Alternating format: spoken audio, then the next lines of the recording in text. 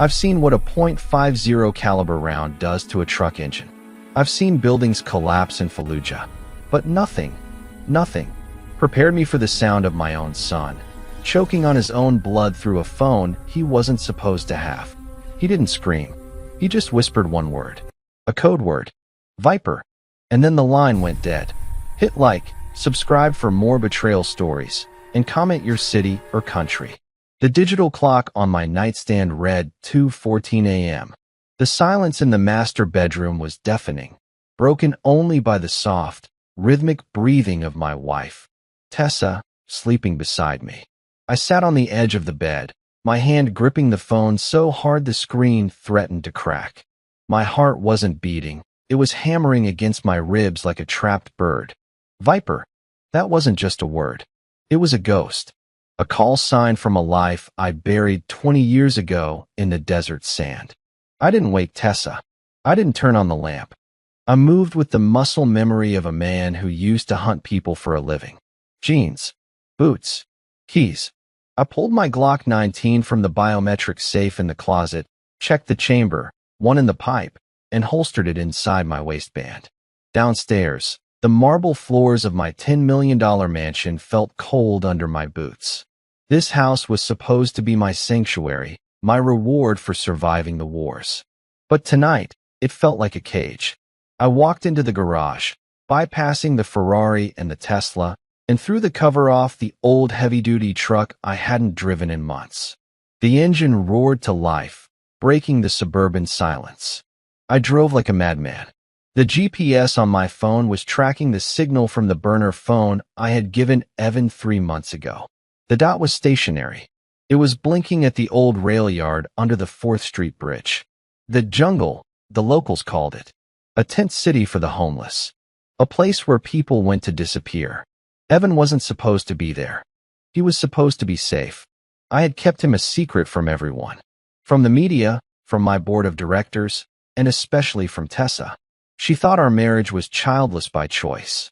She didn't know about the teenage boy I met at the shelter 6 months ago, the boy with eyes that looked exactly like mine. The boy who was the result of a weekend leave in Germany 18 years ago. I had only just found him. I was trying to fix things. I was trying to be a father from the shadows until I could bring him into the light. I slammed the brakes, the truck skidding on the gravel near the bridge. The smell hit me first. Metallic. Copper. The smell of a butcher shop. Evan, I screamed, jumping out of the truck, my flashlight cutting through the dark. Silence. I ran toward the cluster of tents. They were slashed open, torn. There was no movement, no panicked rats, just stillness. Then I saw it. In the dirt, a trail of dark, wet drag marks led toward the concrete pilings. I followed it, my gun drawn, my breath coming in short, sharp gasps. I found him slumped against a graffiti-covered wall. He looked small, too small. His hoodie was soaked, heavy with blood. I dropped to my knees, the gravel biting into my skin. Evan, kid, look at me. His face was a ruin. Swollen, bruised. But it was the dark stains on his chest that stopped my heart. Stab wounds. Ragged and deep. 1, 2. I stopped counting at 6. Dad. The word was barely a wheeze. I'm here. I've got you. I pressed my hands over the worst of the wounds, trying to hold his life inside his body. The blood was warm, hot against the cold night air. Stay with me, Marine. Stay with me. He coughed, red foam bubbling at his lips. His eyes, usually so bright and full of defiance, were glassy. He grabbed my wrist with a strength he shouldn't have had. They knew, he gasped, his voice wet. Who knew? Who did this? I demanded, my voice cracking. The bikers, with the snake.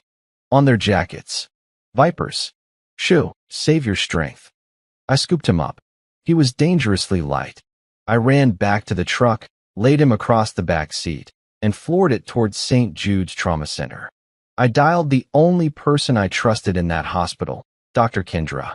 She picked up on the second ring. Dominic? It's 2:30 in the... I'm coming in hot. GSW protocol, but it stabs. Multiple. Prepare the ore. Now, who is it, Dominic? My son. I roared, tearing through a red light. The drive was a blur of adrenaline and prayer. I carried him into the ER, screaming for help.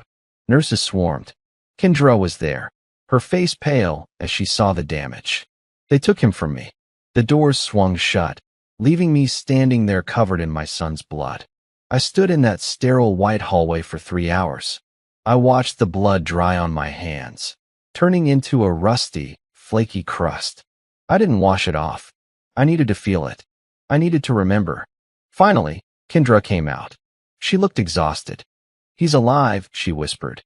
"Barely. 17 stab wounds. Dominic. 17. They missed his heart by millimeters. But he's in a coma. The next 24 hours are critical." I nodded, unable to speak. "Dominic," she said, stepping closer, lowering her voice. This wasn't a mugging. The wounds, they were precise. Whoever did this wanted him to suffer, but they wanted him to bleed out slowly. This was a message. A message. My phone buzzed in my pocket. A text. I pulled it out with trembling, bloody fingers. It wasn't from the police. It wasn't from the hospital. It was from Tessa. "Honey, are you okay?" The security alarm said the garage door opened. "Did you go for a drive?" Asterisk. I stared at the screen. A simple, concerned wife. But then I noticed something. A notification from my bank app. A withdrawal alert. Minus $50,000. Transfer complete. The timestamp was 1:45 a.m. 15 minutes before Evan called me. I looked at the blood on my hands. I looked at the text from my wife. And for the first time in 20 years, the soldier didn't just wake up. The monster did. Because Tessa never checked the security alarm. She didn't even know the code. The hospital waiting room was a purgatory of vending machine coffee and hushed whispers. But I wasn't waiting. I was planning. Kendra had stabilized him, but the coma was deep. "He's lost too much blood, Dom," she had said, her eyes red-rimmed. "If he wakes up, when he wakes up, he might not be the same." I left Evan under the watchful eye of a private security detail I'd hired 20 minutes ago. 2 ex-Rangers who didn't ask questions and didn't come cheap. I told them only one thing. If anyone who isn't a doctor tries to enter that room, put them down. I drove back to the crime scene. The police had finally arrived. Blue and red lights washed over the graffiti-covered concrete pillars of the underpass. I parked the truck in the shadows, watching. Detective Miller. I knew him. A man whose mortgage was paid by favors, not his salary. He was standing by the yellow tape, laughing with a uniformed officer. Laughing. I stepped out of the shadows. "Miller." He jumped, his hand twitching toward his holster before he recognized me. "Mr. Vance. What are you doing here? This is a crime scene, not a place for billionaires." "That boy in the ICU," I said, my voice low, devoid of emotion. "Did you find the weapon?" Miller scoffed, lighting a cigarette. "Gang initiation, Mr. Vance. Just homeless kids cutting each other up over territory. We found a rusty switchblade nearby. Cases open and shut. A switchblade." I stepped closer, invading his personal space. "My son, that boy, has 17 puncture wounds. Clean entries. No jagged edges. That wasn't a rusty switchblade, Miller. That was a serrated combat knife. Military issue. And the drag marks? They didn't rob him. They tried to hide the body." Miller's eyes narrowed. "You sound like you're writing a movie script. Go home to your mansion, Dom. Let the professionals handle the trash." Trash. I didn't hit him. I wanted to. I wanted to break his jaw, but that would show my hand. Instead, I nodded. "Just make sure you file the report correctly, detective. I'd hate for the mayor to hear about sloppy police work." I walked away before I did something that would put me in handcuffs. Miller was bought. That was clear. But by whom? I drove home, the rage simmering in my gut like molten lead. The house was dark when I pulled in. I disabled the garage alarm manually this time, bypassing the keypad. I moved through the kitchen like a ghost. Upstairs, the master bedroom door was ajar. Light spilled out. I stopped. Tessa was awake. She was standing by the shredder in our home office, feeding it paper. Whir. The sound was rhythmic, almost hypnotic. "Working late?" I asked, leaning against the doorframe. She jumped, spinning around. Her hand went to her chest, clutching a silk robe that cost more than Evan's entire life. Jesus, Dom, you scared me. She forced a smile, but it didn't reach her eyes. Her eyes were darting, calculating. I couldn't sleep. Just cleaning up some old tax documents. You know how the accountants get. Tax documents, I repeated. I walked over to the shredder. The bin was full. Where were you? She asked, her voice taking on that defensive edge she used when she was lying. You left in the middle of the night. The alarm went off. I went for a drive, I lied. Needed to clear my head. At 3 a.m.? She stepped closer, placing a hand on my arm. Her skin felt cold. You've been distant lately, Dom. Is this about the business? Or is there someone else? The audacity. She was accusing me of cheating while she shredded evidence of a murder. No one else, Tess. Just stress. I gently removed her hand. I'm going to shower. I went into the bathroom and turned on the water, locking the door. But I didn't undress. I pulled out my phone. I had installed a keystroke logger on the home Wi-Fi 3 years ago. Security paranoia, I told myself back then. Now, it was a weapon. I accessed the router logs. Tessa hadn't been looking at tax documents. At 2:10 a.m., 4 minutes before Evan called me, she had accessed a secure messaging app. Signal. I couldn't see the messages, but I could see the data packets. And I could see the location of the device she was communicating with. It wasn't an accountant. The ping came from a burner phone. And the GPS coordinates of that phone were familiar. I pulled up the map. The ping was located at 4th and Main. The crime scene. She wasn't just messaging the killers. She was guiding them. I looked at the mirror. The man staring back wasn't the billionaire CEO. He wasn't the husband. He was Sergeant Dominic Vance, Force Recon. Mistake, Tessa, I whispered to the reflection. You didn't just break my heart. You declared war. The next 24 hours were a blur of deception. I played the role of the grieving philanthropist, paying the hospital bills for an anonymous victim. Tessa played the role of the concerned wife, asking if I was sleeping, if I was eating. But she was careless. Arrogance does that to people. She thought I was just a suit now. She forgot that before I built a tech empire, I built kill zones. It was Tuesday afternoon. I told her I had a board meeting in the city. Don't wait up, I said, kissing her cheek. It tasted like expensive moisturizer and lies. Okay, honey. Good luck, she smiled. I didn't go to the city.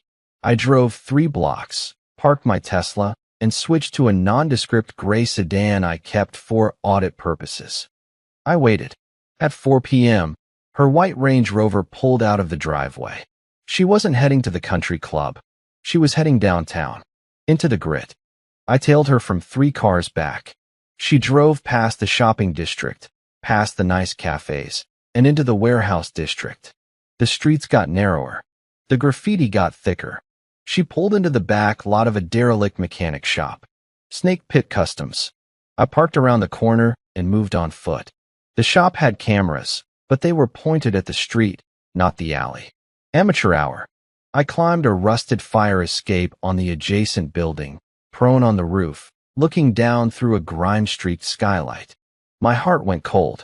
Tessa was there, but she wasn't alone. Standing opposite her was a man I recognized from the police files. Ryder, 6 feet 4 inches, tattoos up to his throat, wearing a leather vest with a cobra on the back. The president of the Vipers. And he wasn't threatening her. He was laughing with her. I pulled out a parabolic microphone, a piece of tech my company developed for search and rescue, but sold to the CIA. I pointed the dish at the skylight. The static cleared. Their voices came through my earpiece, crystal clear. Kid is tough, I'll give him that, Ryder was saying, lighting a cigarette. 17 holes, and he's still breathing? Ideally not for long. Tessa's voice was sharp, impatient. The hospital security is too tight right now. Dominic has private guards there. You need to wait. We did the job, Tess, Ryder growled. You said scare him. Maybe rough him up. My boys got carried away.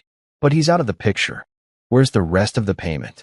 He's not out of the picture until he's dead, Tessa snapped. She reached into her designer purse and pulled out a thick brown envelope. She tossed it on the workbench. There's 50,000. Consider it a retainer.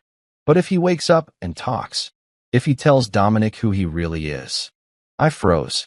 The wind on the roof bit into my face, but I was sweating. Who he really is? Ryder asked, counting the cash. You mean the bastard son thing? It's not just that, Tessa hissed.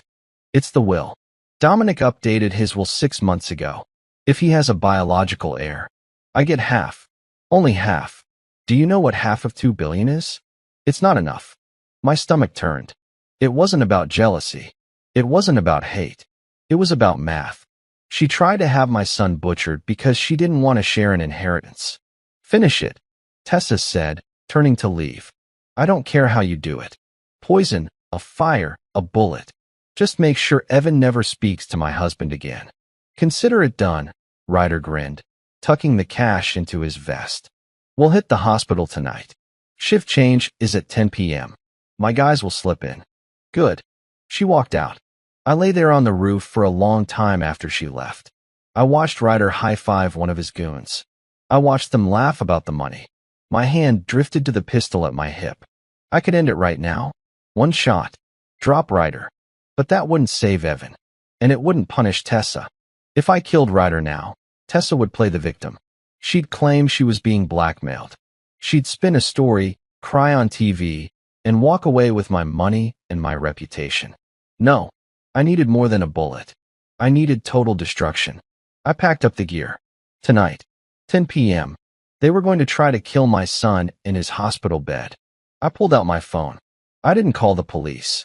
Miller would just tip them off. I dialed a number I hadn't called in 5 years. A number that didn't exist in any phone book. Yeah, a gravelly voice answered on the first ring. Mason, I said. It's Dom. Silence. Then, the sound of a bolt racking back on a rifle. I thought you were retired, boss. I was, I said, watching Ryder shop through the scope of my monocular. But we have a situation. Code black. Family involved. Location. City General. But we're not fighting there. We're moving the target. Get the boys. Hunter. Julian. Full kit. We're going hunting. Roger that. ETA 40 mics. I hung up. I looked down at the mechanic shop one last time. Laugh while you can, Ryder, I thought. Because the storm is coming. I didn't go home. I couldn't. If I saw Tessa again before the end, I would kill her, and that would be too easy. She deserved to see everything she built burn to the ground first. I drove to an industrial park on the city's outskirts. Vance Global Logistics. A shell company I kept for off-book operations. The warehouse was dark, smelling of oil and cold concrete. I flipped a switch, and the overhead halogens flickered to life, illuminating 3 black SUVs and a wall of lockers that hadn't been opened since Baghdad. My phone buzzed. Mason, we're 5 minutes out. I opened my locker. The smell of gun oil hit me like a memory. I pulled out the tactical vest. It felt heavy, but it felt right. Lighter than a briefcase. Heavier than a conscience. Headlights swept across the warehouse walls. 3 men walked in. Mason, former scout sniper. He had a scar running from his ear to his jaw, a souvenir from an IED. He didn't smile. He just nodded. Hunter, demolitions expert. Big, loud, and the only man I knew who could laugh while defusing a bomb. Julian, the quiet one. CQC specialist. He moved like smoke. Boss, Hunter grinned, dropping a duffel bag on the floor. It clanged heavily. You said hunting party. I brought the fireworks. This isn't a reunion, I said, my voice echoing in the empty space. This is an extraction and a neutralization. I threw a file folder onto the hood of the nearest SUV. Photos of Evan. Photos of his injuries. Photos of the Vipers. 17 stab wounds, I said. They targeted a homeless kid. My son. The air in the room changed instantly. The casual soldier banter evaporated. Mason picked up a photo of Evan. He looked at it, then looked at me. He didn't ask why I never told them. He just saw the resemblance. Who ordered it? Julian asked softly. My wife. Hunter let out a low whistle. Mason just set the photo down, his eyes cold. Rules of engagement? Mason asked. No badges. No names. No faces, I said, strapping on a drop-leg holster. We are ghosts. We extract the boy from the hospital and move him to the safe house. Then we wait for the Vipers to take the bait. When they show up to finish the job, we finish them. Lethal? Julian asked. If they draw a weapon, they die, I said. If they surrender, we break them. We loaded up. The drive to the hospital was silent. We were a convoy of shadows. I sat in the lead SUV, watching the city blur past. This city that I helped build with my tech money. This city where my wife was currently sipping wine, waiting for a text confirming my son's death. We pulled into the hospital's underground loading dock. Dr. Kendra was waiting by the service elevator. She looked terrified seeing 4 men in tactical gear step out of black SUVs. Dominic, she hissed. This is insane. You can't just take a patient out of the ICU. He's not safe here, Kendra, I said, handing her a clipboard with transfer papers I had forged 10 minutes ago. Tessa's hit squad is coming tonight. If he stays, everyone on this floor dies. Do you want that on your conscience? She hesitated, then signed the papers. He needs a ventilator during transport. And blood packs. We have a medic on board, I lied. Just get him down here. 10 minutes later, the elevator doors opened. Evan was on a gurney, hooked up to portable monitors. He looked even smaller surrounded by tubes. Mason helped load him into the back of the modified SUV. He touched Evan's shoulder gently, a stark contrast to the rifle slung across his chest. Easy, kid. Uncle Mason's got you. As we secured the gurney, my phone pinged. It was the keystroke logger again. Tessa, is it done yet? I'm getting impatient. Ryder, relax. My boys are en route. We'll be at the hospital in 20. I showed the screen to Mason. They're coming, I said. Good. Mason racked the charging handle of his rifle. Let's leave them a welcome gift. No, I said, climbing into the driver's seat. We're not fighting here. Too much collateral damage. We need to pull them away. I texted Ryder back, spoofing Tessa's number using a mirroring app. My text, as Tessa change of plans. Dominic moved him. He's at the old Vance factory on River Road. No guards. Just a private ambulance. Go there. Finish it. I watched the 3 dots dance on the screen as Ryder typed back. Ryder, copy. Rerouting. River Road. He's dead. I tossed the phone onto the dashboard. Bait is taken, I said over the comms. Hunter, lead the way. Julian, rear guard. Let's take my son home. We peeled out of the hospital, leaving the city lights behind, heading toward the darkness of the industrial district. Tonight, the Vipers thought they were hunting a helpless boy. They had no idea they were driving straight into a kill box. We moved fast. The kind of fast that only exists when you've spent years training to beat the clock before something explodes. We arrived at the old Vance factory at 2,100 hours. It was a massive, rusting skeletal structure on the edge of the river, a relic from before I pivoted the company to tech. It was perfect, isolated, dark, a labyrinth of catwalks, heavy machinery, and shadows. Hunter, I barked as we unloaded Evan's gurney. Secure the perimeter. I want proximity charges on the south and east entrances. Non-lethal. Flash and sonic. We want them disoriented, not dead. Not yet. On it, boss. Hunter grabbed his duffel bag and vanished into the dark. Julian, I turned to the quiet giant. You're with Evan. Get him upstairs to the foreman's office. It's got bulletproof glass and a single point of entry. If anyone comes through that door who isn't us, they don't leave, Julian finished, his voice calm. He locked the wheels of the gurney and began pushing my son toward the freight elevator. I stood in the center of the factory floor with Mason. The rain had started to hammer against the corrugated metal roof, a rhythmic drumming that sounded like a drum roll for what was coming. You okay, Dom? Mason asked, checking the sight on his DMR, designated marksman rifle. I'm fine. You're lying. You're shaking. I looked at my hands. He was right. A fine tremor ran through my fingers. It's not fear, Mason, I said, clenching my fist until the knuckles turned white. It's rage. Pure, unadulterated rage. I've killed men for my country. I've killed men for survival. But I've never wanted to kill someone just to watch the light go out.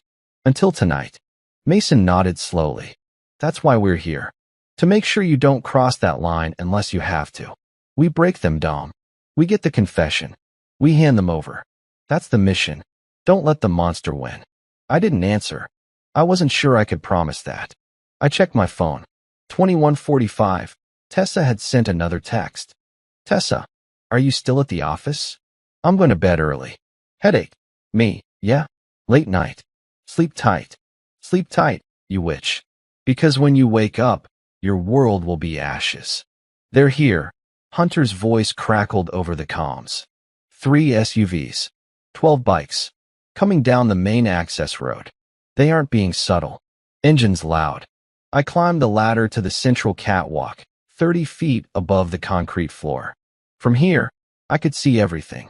I clipped my harness to the railing, preparing for a rappel if things went sideways. Kill the lights, I ordered. The factory plunged into absolute darkness. The only light came from the storm outside, flashing jagged lightning through the high windows. Below, the rolling metal doors groaned open. The Vipers rode in. They were arrogant. They didn't even sweep the corners. They rolled their bikes right into the center of the floor, their headlights cutting through the dust motes. Ryder was in the lead, revving his custom Harley. He looked like a king on a throne of chrome and leather. He killed the engine. The other bikes followed suit. Silence returned, heavy and suffocating. Come out, little boy, Ryder shouted, his voice echoing off the steel beams. We know you're here. Daddy left you all alone. Laughter. Cruel, jagged laughter from the men behind him. They pulled chains, bats, and knives from their belts.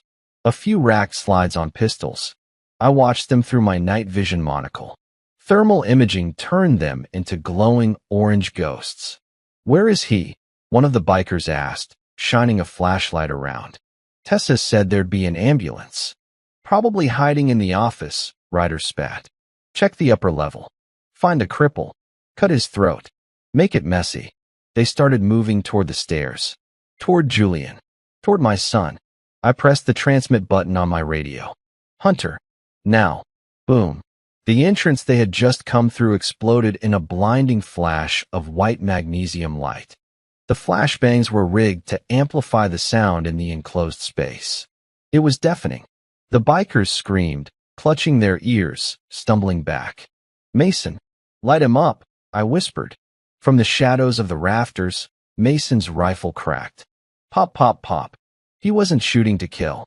He was shooting out the headlights of the motorcycles. Glass shattered. Sparks flew. Panic set in. It's a trap, someone screamed. It's the cops. I'm not the cops. My voice boomed over the factory PA system. I had rigged it earlier. My voice was distorted, deep and terrifying. I'm the consequence. Who's there? Ryder yelled, spinning in circles, waving a desert eagle blindly at the darkness. Show yourself. I unclipped my harness. I stepped off the catwalk. I dropped 30 feet, the rappel line humming, and landed in a crouch right in the center of their formation, directly in front of Ryder. I hit the release, the harness falling away. I stood up. The lightning flashed, illuminating my face. Ryder's eyes went wide. Vance. Hello. Ryder, I said calmly. You have something of mine. Kill him. Ryder screamed, raising his gun. But he was too slow. I moved. A throat punch to the biker on my left. A knee to the gut of the one on my right. I grabbed Ryder's gun hand, twisting the wrist until the bones snapped with a sickening crunch. He screamed, dropping the weapon. Fire at will. Mason shouted from above. The factory floor erupted into chaos. But it was controlled chaos. Rubber bullets rained down from the rafters, hitting the bikers with the force of sledgehammers. Hunter emerged from the shadows with a beanbag shotgun, dropping men left and right. It wasn't a fight. It was a harvest. Within 60 seconds, 20 men were on the ground, groaning, zip-tied, or unconscious. Only Ryder was left standing. Well, kneeling. I had him by the throat, pinned against his own motorcycle. Please, He wheezed, blood bubbling from his nose. Please, she made me do it. Your wife? She paid us. I know. I whispered, leaning in close. And you're going to tell the world. I pulled out the burner phone, the one I had taken from his pocket earlier in the scuffle, and held it up. Unlock it, I commanded. What? Unlock the phone, Ryder. Show me the messages. Show me the money trail. Or I swear to God, I will break every bone in your hand, one by one, starting with the pinky. He fumbled with the screen, his hands shaking violently. He unlocked it. I scrolled. There it was. Months of texts. Photos of Evan. Bank transfer receipts. And a voice memo sent yesterday. I pressed play. Tessa's voice. Make sure he suffers, Ryder. I want Dominic to find a broken toy. I want him to feel pain. The recording ended. I looked at Ryder. He was crying now. A big, tough biker gang leader, sobbing like a child. You wanted pain? I asked softly. You have no idea what pain is. My phone rang. It was Tessa. I looked at the screen, then at Ryder. Answer it, I said, shoving the phone against his ear. Put it on speaker. Ryder gulped, terrified. Hello. Ryder. Tessa's voice was frantic. Why aren't you answering my texts? Is it done? Is the boy dead? The factory was silent. Every man on the floor, my platoon, the broken bikers, was listening. No. Tessa, I said, leaning into the phone so she could hear me clearly. The boy is alive. But your life? That's over. Silence on the other end. Then, the line clicked dead. She knew. Load them up, I told Mason, dropping Ryder to the floor like a sack of garbage. Call the state police. Tell them we have a present for them. Where are you going? Hunter asked, wiping sweat from his forehead. I walked toward the exit, the rain soaking my tactical gear, washing away the blood that wasn't mine. I have a dinner reservation, I said. My wife is waiting. The rain followed me all the way back to the rich side of town, like it was trying to wash the blood off my soul and not just my gear. I drove one of the SUVs instead of my usual car. I didn't care who saw. Let them wonder. Halfway there, I pulled into a 24-hour storage garage I owned under another shell company. Inside, I stripped out of the tactical vest, the gloves, the dark clothes that smelled like gunpowder and sweat. I tossed everything into an incineration bin and watched the flames take them. When the last ember died, I opened a garment bag. Tuxedo, crisp white shirt, cufflinks Tessa bought me on our 5th anniversary. The contrast made me sick. I changed, slicked my hair back with water from a sink, and studied myself in the cracked mirror. On the surface, I was back to being Dominic Vance, billionaire CEO, charity galas, and board meetings. Underneath, my knuckles were bruised, my ribs ached, and there was a ringing in my ears from the explosions. Good. I wanted to carry the battlefield into the dining room. When I pulled into our circular driveway, the house was glowing. Warm lights in every window, the kind of glow that sells magazines. Inside the home of America's favorite power couple, there were already cars parked along the street. Luxury sedans. A black town car with a law firm logo on the door. I recognized it. Her lawyer was here. Perfect. The valet, a kid barely older than Evan, jogged toward my SUV, then froze when he saw my face. Mr. Vance, I thought you were out of town tonight. Plans changed, I said, tossing him the keys. Keep it close. I walked up the front steps. I didn't rush. I let every second stretch. Let the storm build. Inside, the sound hit me first. Soft jazz, clinking glasses, polite laughter. The smell of roasted meat and expensive wine hung in the air. For a second, it felt like I was about to walk into just another dinner party. Then I remembered Ryder's voice gasping in my ear, playing Tessa's recording. Make sure he suffers.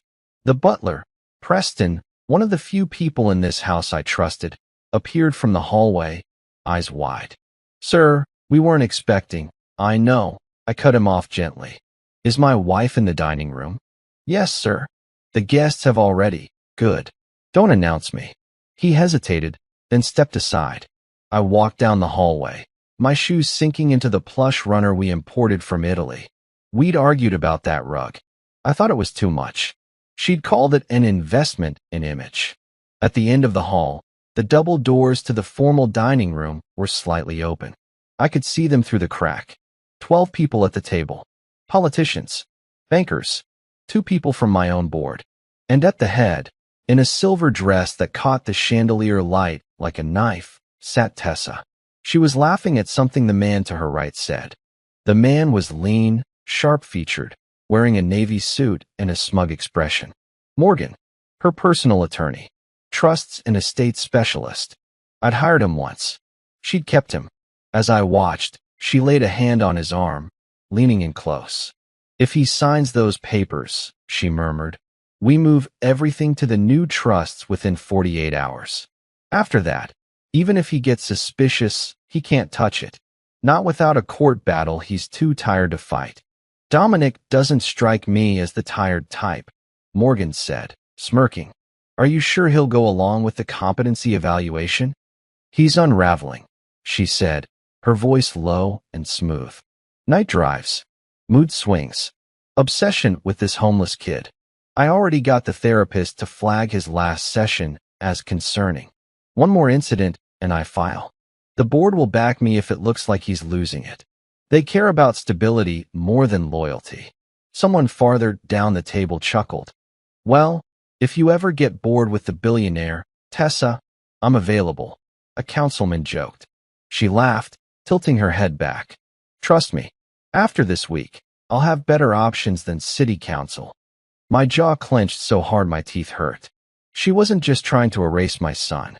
She was setting me up to look insane. If I had killed Ryder tonight, if I had gone in guns blazing at the hospital, she would have had exactly what she wanted, a violent, unstable husband with blood on his hands and a secret bastard in a coma. She'd almost played me perfectly. Almost. I pushed the doors open. The room went quiet like someone had cut the soundtrack. Every head turned. Dom.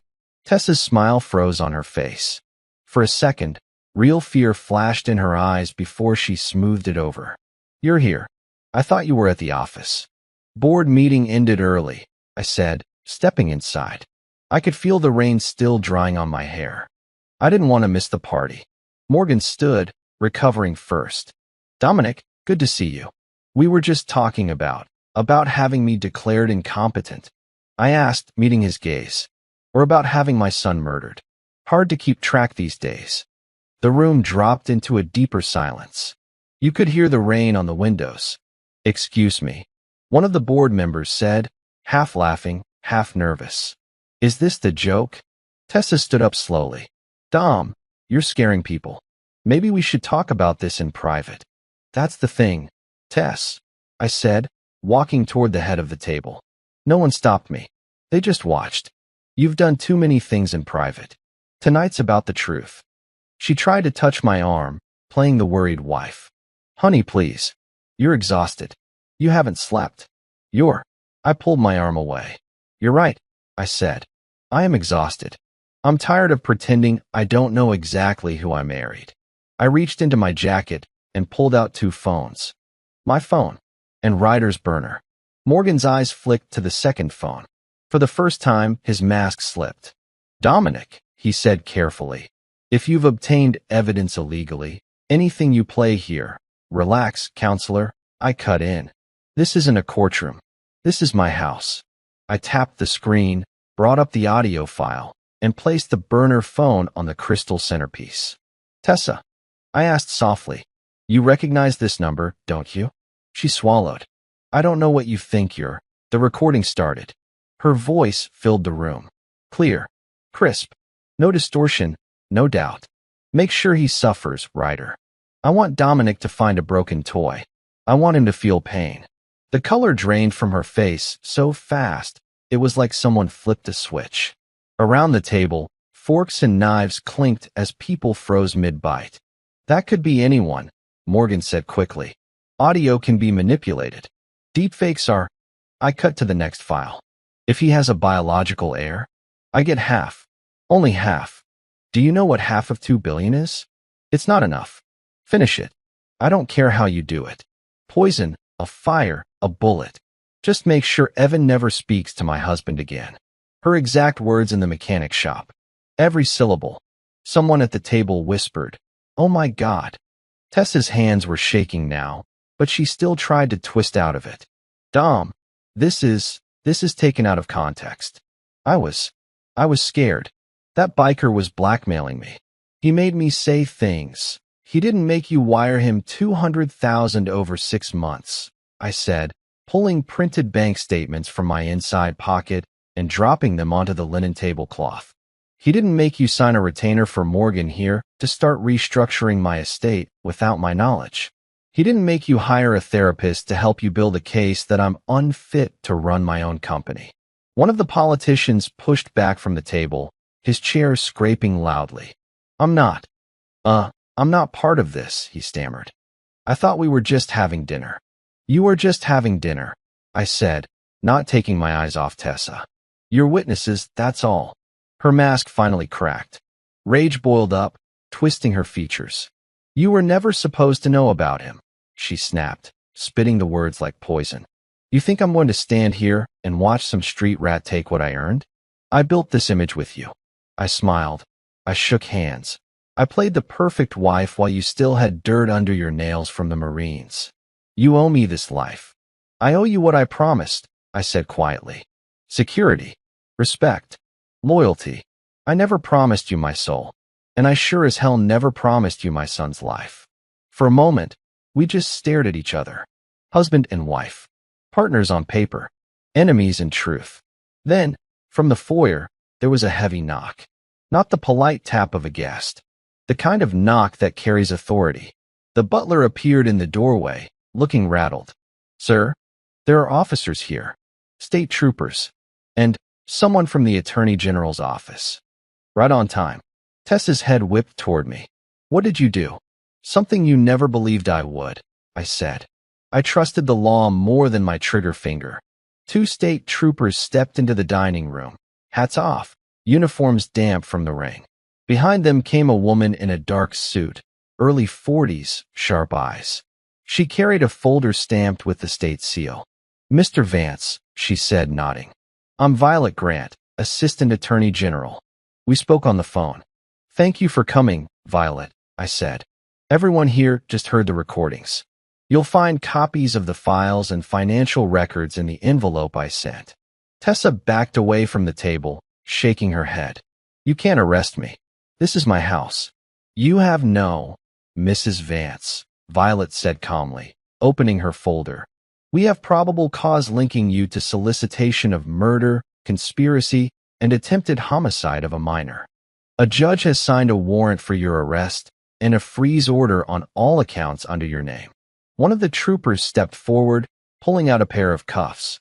Tessa looked at me, not with fear now, but with a hatred so pure it almost knocked the air out of me. You think you've won, she hissed.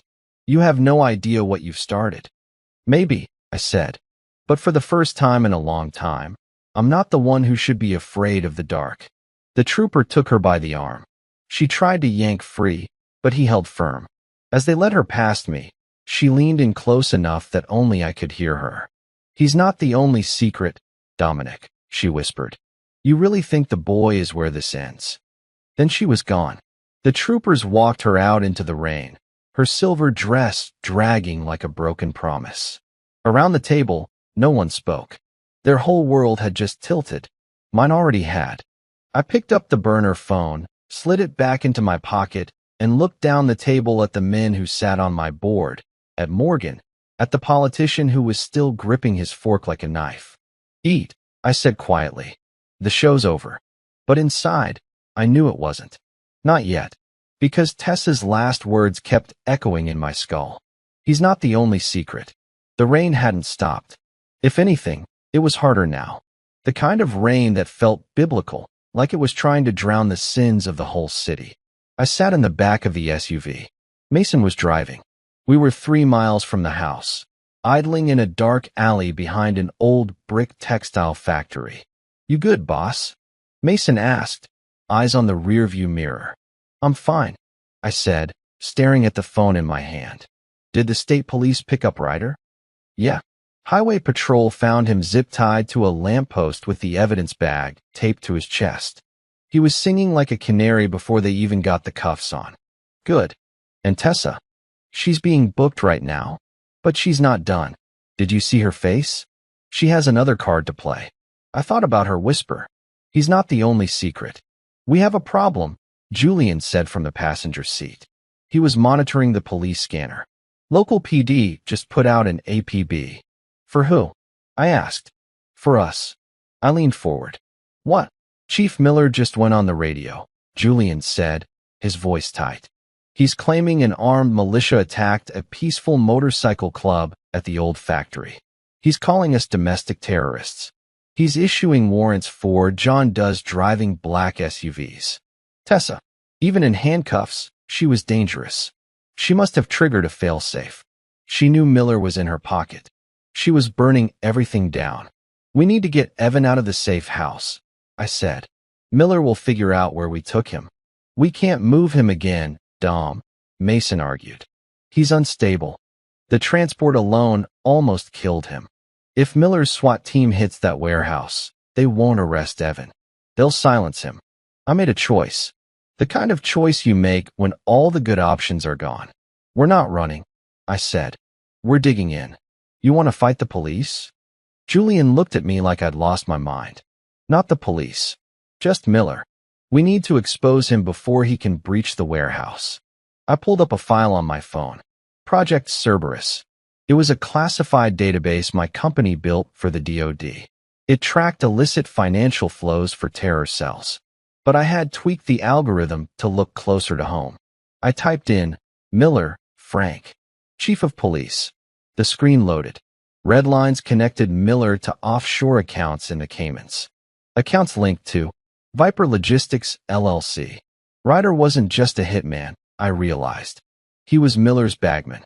The biker gang was running drugs through the city, and the chief of police was taking a cut. That's great intel, Mason said. But how does that stop a SWAT team that's 10 minutes away from killing your son? We send it to the one person Miller can't bribe. Who? The press.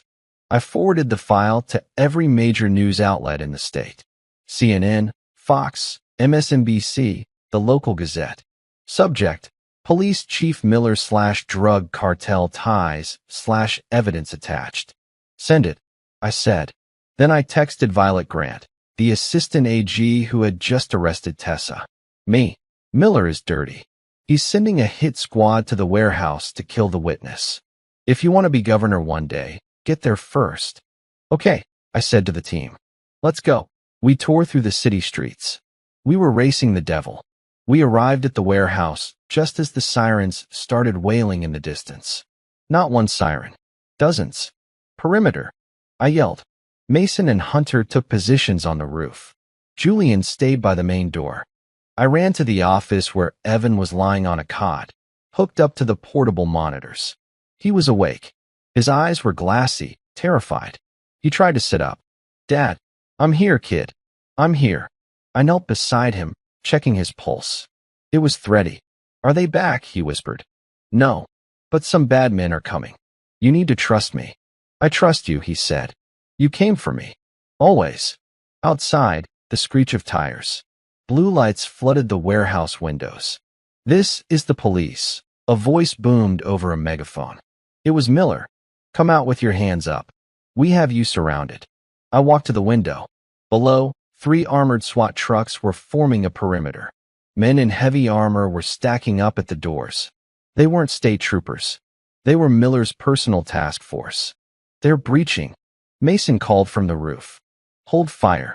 I ordered. Do not fire unless breached. We are not shooting cops. They're going to shoot us. Hunter yelled back.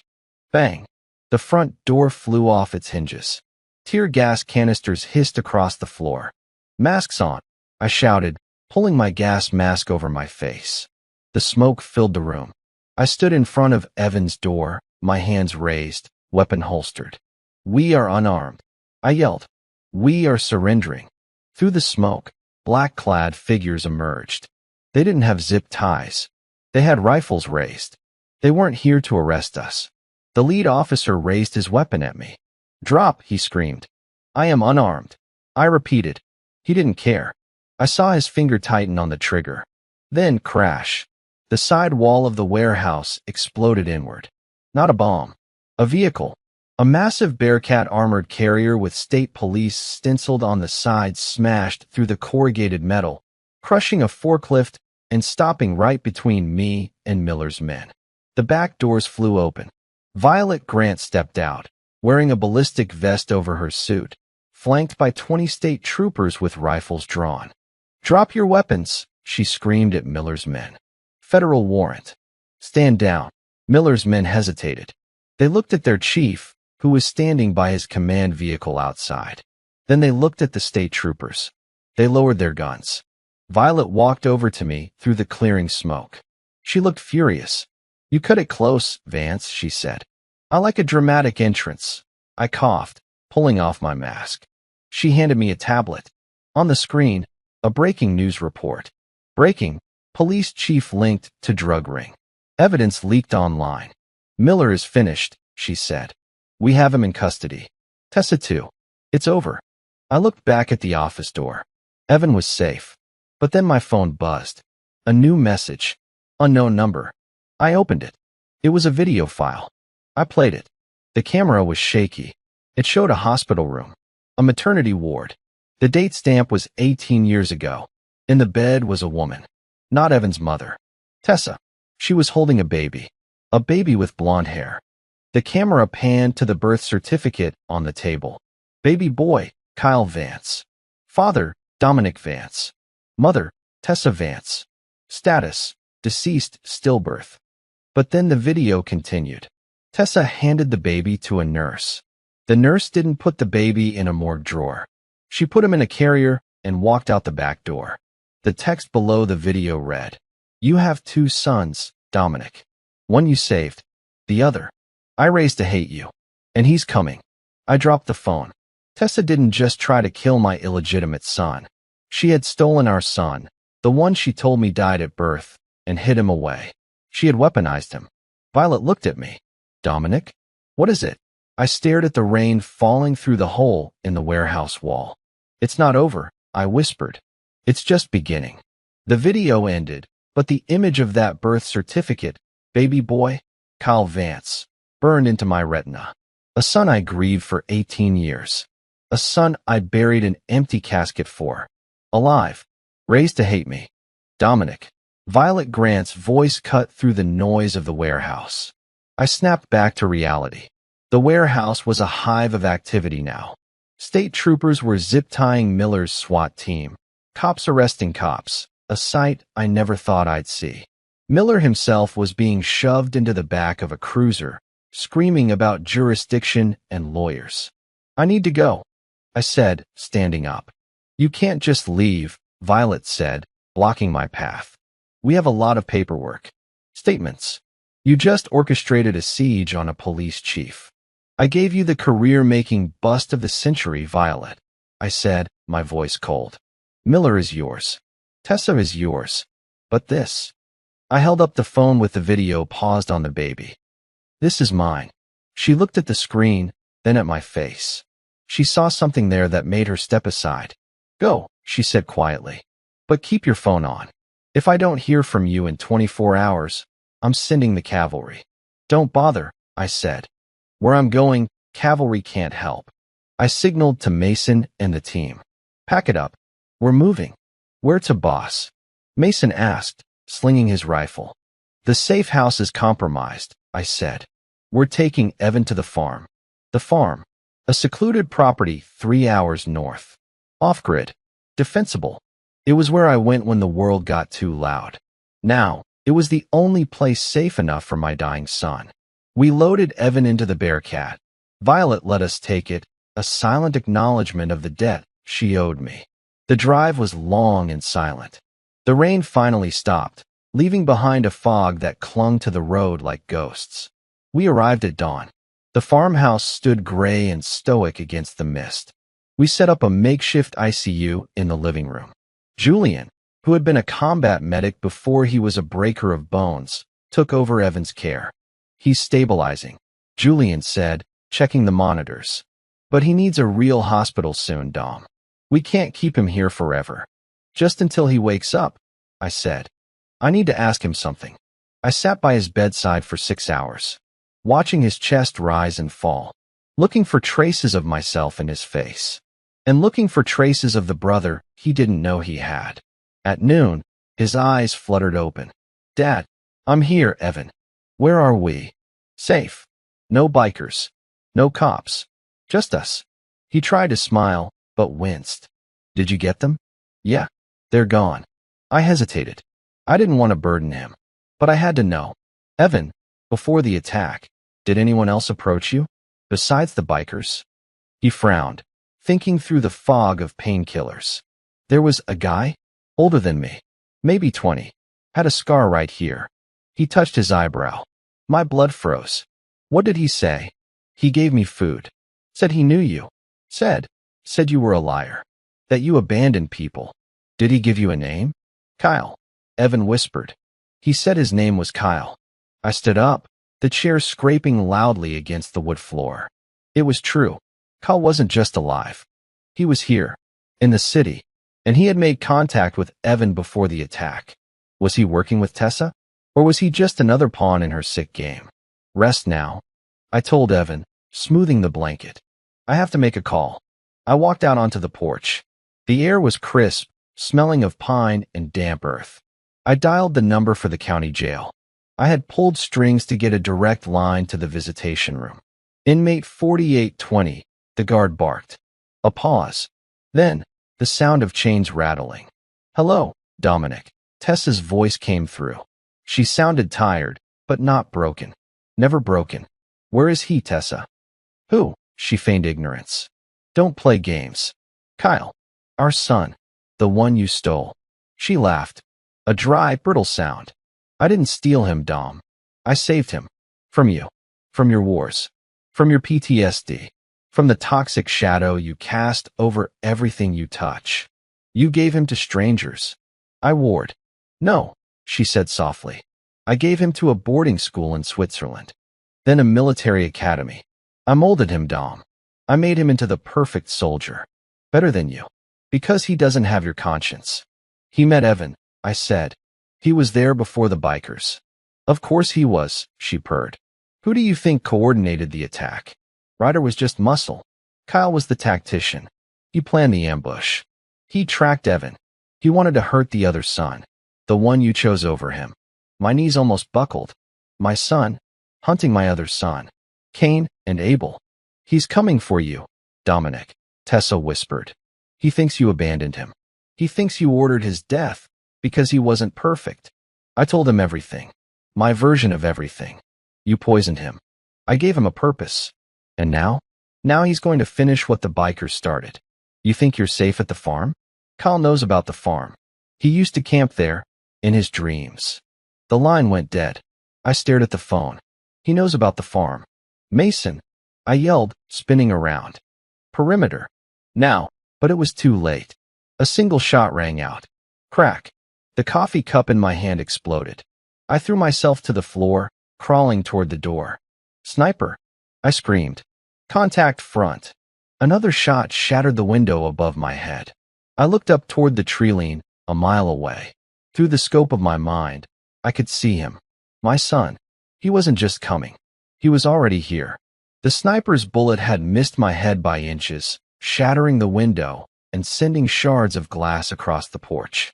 My training took over before my conscious mind could process the betrayal. Contact front. I screamed, rolling into the cover of the heavy oak door frame. Inside, Mason and Hunter were already moving. They didn't ask questions. They were professionals.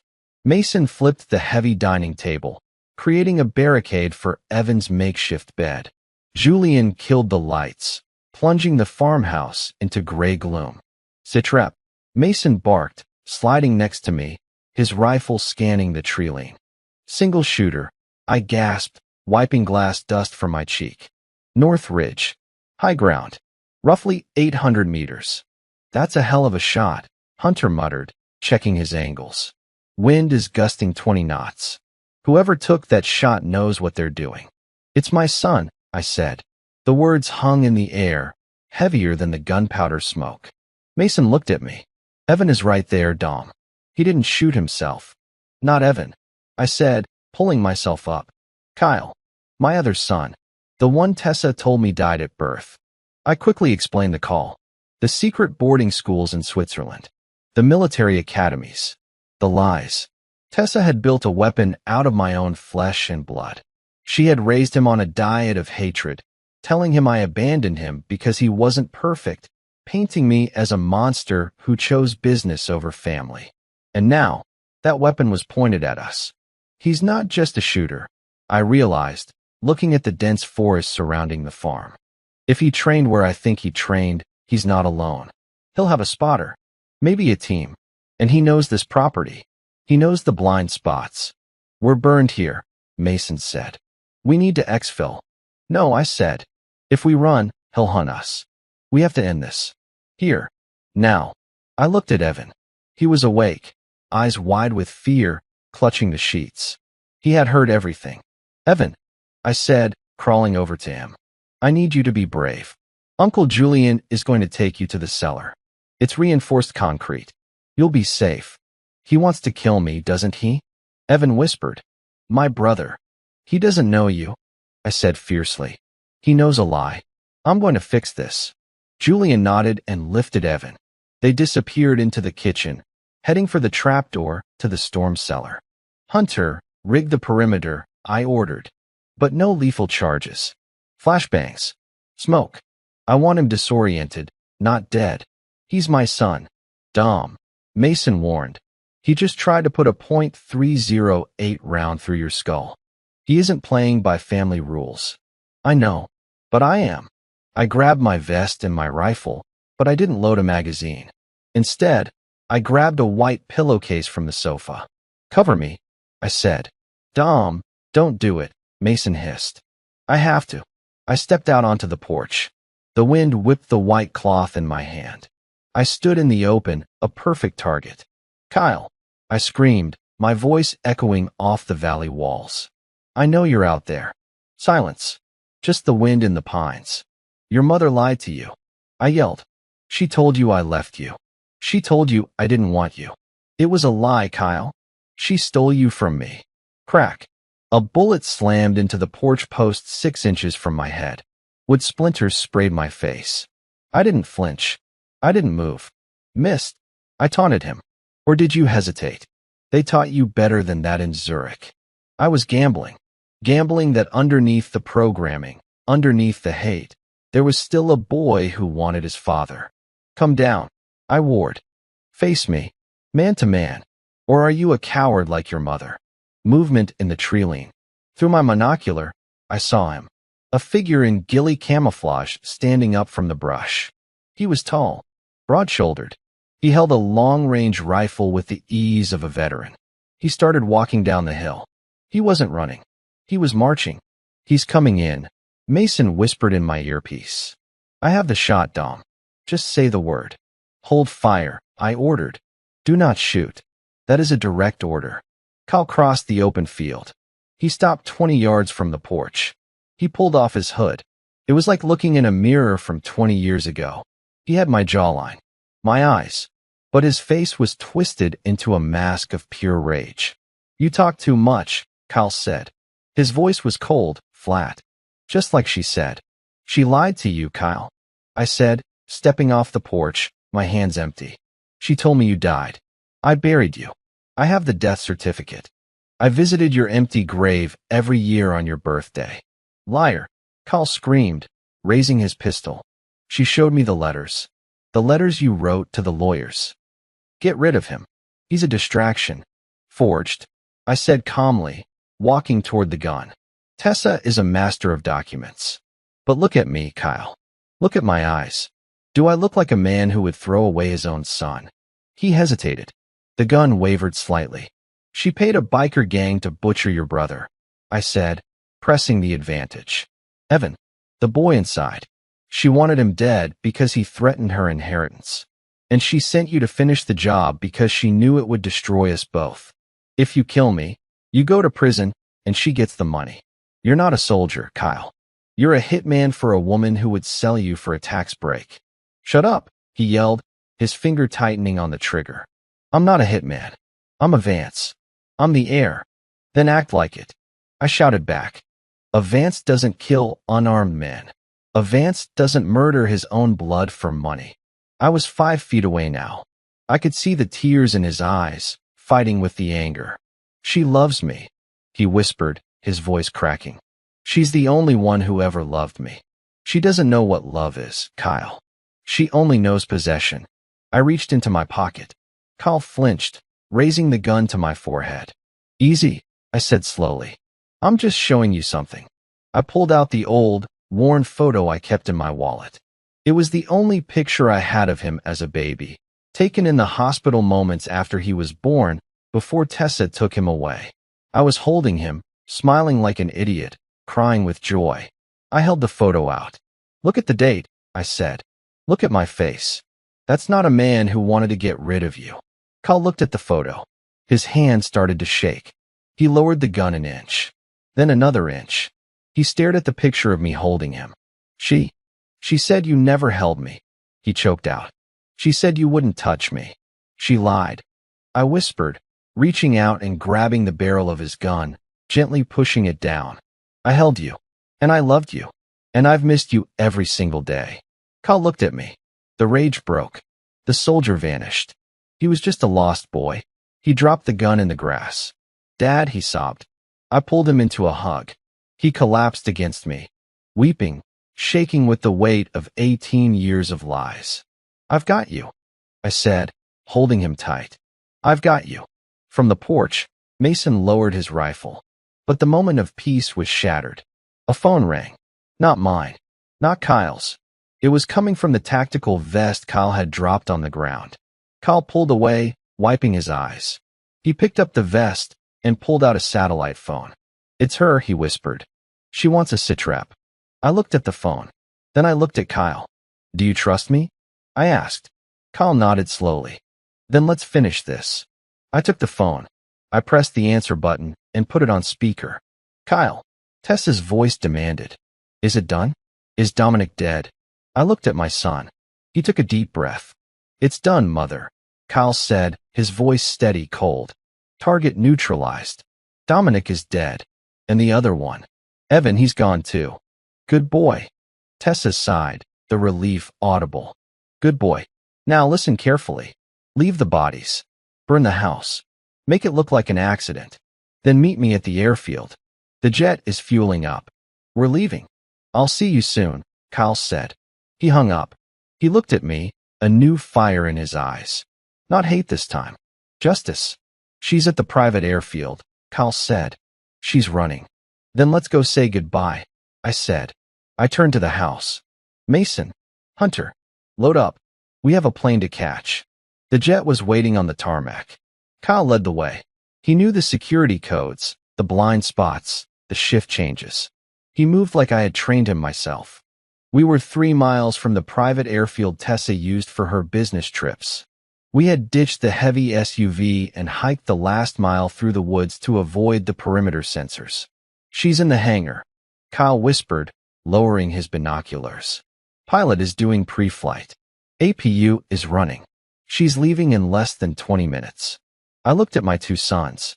Kyle, the soldier I never knew, and Evan, safe in the care of Julian back at the farm, protected by the ghosts of my past. This ends now, I said. No more running. No more secrets. We moved in. The hangar was massive, brightly lit. A sleek Gulfstream G650 sat in the center, its engines whining. Tessa was standing by the boarding stairs, pacing. She was on the phone, screaming at someone, probably Morgan. I don't care about the freeze order, she yelled. Get the Cayman accounts unlocked. I need liquidity when I land in Zurich. She looked different. The composed socialite was gone. Her hair was messy, her movements frantic. She was a rat on a sinking ship. Mason, Hunter, I ordered over the comms. Disable the plane. Shoot the tires.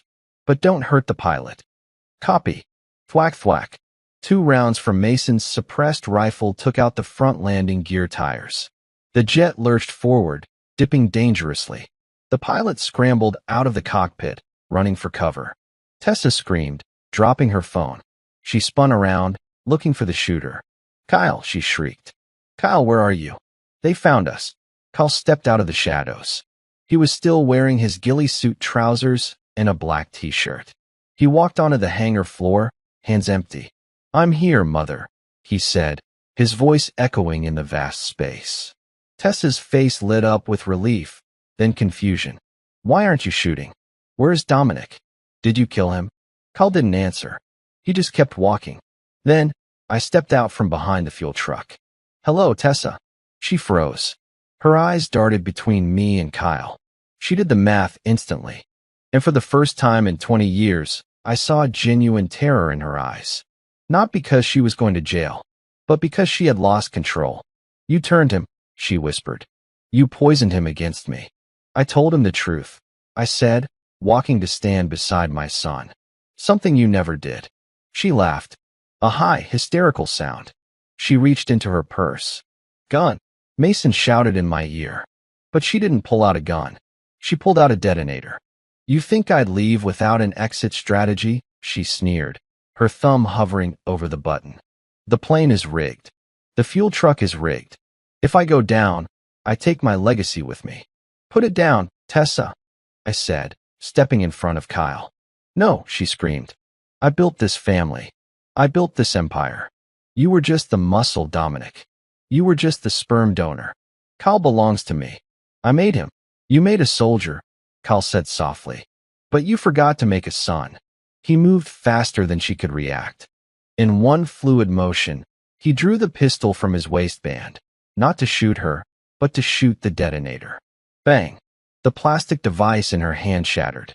She screamed, clutching her bleeding fingers. "Secure her," I yelled. Mason and Hunter rushed in from the sides. Tessa fought them, scratching and biting like a cornered animal, screaming obscenities that would make a sailor blush. "It's over, Tessa," I said, standing over her as Mason cuffed her hands behind her back. She looked up at me, her face twisted. "You'll never be free of me, Dom. I know where the bodies are buried. I know about the black ops in Yemen. I know about the bribes. If I go down, I'm taking your whole company with me." I knelt down. "You're right. You do know all that. That's why you're not going to regular prison." "What?" "I made a deal," I said. "With Violet Grant. And with some old friends at the CIA. You're not going to a state penitentiary, Tessa. You're going to a black site. Indefinite detention. National security risk." Her eyes went wide. You can't do that. I have rights. I have lawyers. You have nothing," I said. "You don't exist anymore." I stood up and nodded to Mason. "Get her out of my sight." As they dragged her away, kicking and screaming, I turned to Kyle. He was staring at the spot where she had stood. "Are you okay?" I asked. He looked at me. "She really was going to blow us up, wasn't she?" "Yes." "Then I guess I'm an orphan now," he said, a bitter smile on his face. "No," I said, putting a hand on his shoulder. "You have a brother. And you have a father. If you want one." He looked at the hand on his shoulder. Then he looked at me. "I think I'd like that," he said. We walked out of the hangar into the morning sun. The storm had finally passed. The sky was a brilliant, piercing blue. My phone buzzed. It was a text from Julian. "Julian, Evan is awake. He's asking for his dad. And he wants to know who Kyle is." I showed the message to Kyle. "Ready to meet your brother?" I asked. He took a deep breath. "Yeah, I think I am." The farm was quiet now. The police tape was gone. The shattered windows were boarded up.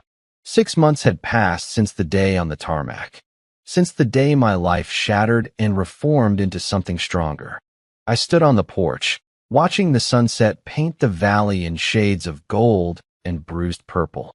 The air smelled of pine and barbecue smoke. "Dad, you're burning the burgers."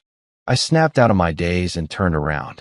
Evan was sitting in his wheelchair by the grill, laughing. His face was scarred, a jagged line running down his cheek, but his eyes, my eyes, were bright. He wasn't the broken boy in the hospital bed anymore. He was a survivor. "Relax, kid." I grinned, flipping the patties. "It's called charbroiled. It adds character." It adds cancer. A voice deadpanned from the doorway. Kyle walked out, carrying a tray of sodas. He looked different too. The haunted, hollow look of the soldier was gone, replaced by a cautious peace. He was still intense, still scanning the perimeter out of habit, but he smiled when he looked at his brother. Uncle Mason says real Marines eat raw meat, Kyle teased, handing a Coke to Evan. Uncle Mason eats crayons, I shot back. Don't listen to him. Laughter. Real, genuine laughter. It was a sound I never thought I'd hear in this house. The team was here too. Mason, Hunter, Julian, my platoon, my brothers. They were tossing a football in the yard, arguing about old war stories, acting like the uncles my sons never had. They had stayed, even after the checks cleared, even after the danger passed. Because that's what family does. I looked at my two sons. Evan, the heart.